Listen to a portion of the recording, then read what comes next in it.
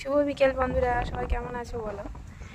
দেখতেই পাচ্ছ আজ বিকেলে কেমন মেঘ করেছে। মন মাঠে গেছে হাওয়া খেতে।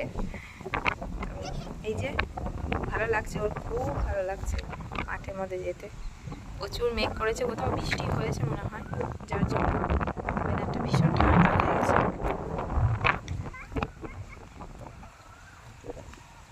এই যে আমাদের বাড়ির সামনে একটা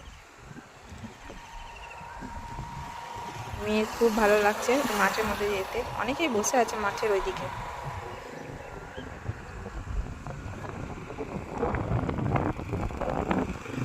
সুন্দর লাগছে মন্দিরের চারিপাশটা, ভীষণ সুন্দর লাগছে।